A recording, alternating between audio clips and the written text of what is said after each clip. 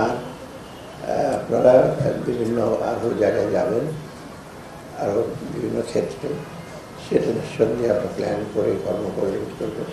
আর একটা জিনিস হলো কি, যারা যারা আপনারা ম্যানেজমেন্টে আছেন, যারা পরিচালনা পর্ষদে আছেন, তারা মাঝে মাঝে শুধু বছর একটা করে ব্যবস্থাপক সম্মেলন না করে বিভিন্ন জায়গায় কিন্তু নিজেদের মতো করে একটু ওয়ার্কশপ করা, ব্রেন স্টর্মিং করা, এটা বেটার হয় আর কি।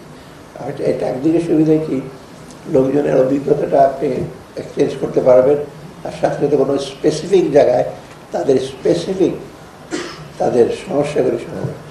এইখানে বসে কুড়িগ্রামে কী হলো, তারপর আবার সে পঞ্চগড় কী হলো, ময়মনসিংহে, সব কিন্তু আলোচনা করা যাবে, তাই না?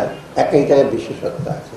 অর্থাৎ জায়গায় জায়গায় যদি আপনারা করেন, কিন্তু সারা বছর খালি মিটিংই করতে থাকবেন সেটাও না, আপনার মাঝে মাঝে বসে একটু, যেটা আমরা বলি যে ব্রেন স্টর্মিং অথবা এক্সচেঞ্জ অফ নোটস, অভিজ্ঞতা, সেটা করলে কিন্তু বেটার হবে। তবে আমি আশা করি